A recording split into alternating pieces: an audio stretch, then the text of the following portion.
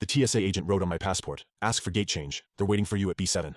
I stared at the blue ink scribbled on my boarding pass. It was 6:45 in the morning at DFW Airport. I just cleared security with 15 minutes until boarding. Now this. The TSA agent who wrote it, Officer Williams according to his badge, had moved on to the next passenger. Like nothing happened. Like he hadn't just written something that made my stomach drop. I stood there while people flowed around me, grabbing bags and shoes from the conveyor belt. Gate B7 was my gate. Flight 2847 to San Francisco. Departing at 7:30, nothing special about it. I looked back at Officer Williams. He was maybe 50, with reading glasses and the tired look of an early shift worker. He glanced up at me for just a second. I saw fear in his eyes, real fear. Then he looked away. My first thought was mistake. Wrong passenger. Maybe a prank. I pulled out my phone and checked my boarding pass. United Airlines Flight 2847, Dallas to San Francisco, Gate B7, Seat 23C. Everything normal. I googled Gate B7 DFW incidents. Nothing.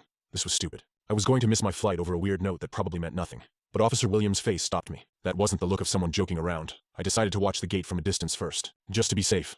I walked toward B gates but stopped at a Starbucks with a clear view of the boarding area. Ordered coffee I didn't need. Positioned myself where I could see everything. Gate B7 was at the end of the concourse. The plane was already there, ground crew moving around it, passengers gathering at the gate, looking bored and tired like always.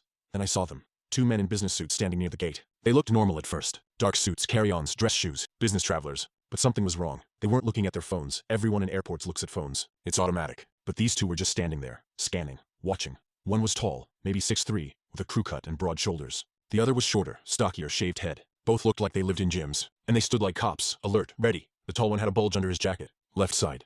I grew up around my uncle who was police. I knew what a shoulder holster looked like. My coffee tasted like acid. The TSA agent had been right. Someone was waiting at B7. Two someones. Armed. Watching for someone specific. Were they watching for me? That seemed crazy. I'm nobody. Lyle Brennan, 34. Software engineer at a mid-sized tech company in San Jose. I write code for database systems. The most exciting thing in my life is arguing about pull requests. Then, I remembered the deposition. 3 months ago, I testified in a legal case. My former employer, DataStream Technologies, was being sued by Hexagon Technologies for patent infringement. Hexagon claimed we stole their code. They were lying. I knew because I wrote that code myself. From scratch. Years before Hexagon filed their patents. I had documentation proving everything. My testimony destroyed their case. I proved not only that we didn't steal anything, but that their patents were fraudulent. Backdated. Fake. The trial starts in 2 weeks. I'm the key witness. And Hexagon stands to lose $400 million if they lose $400 million. I set down my coffee. My hand was shaking.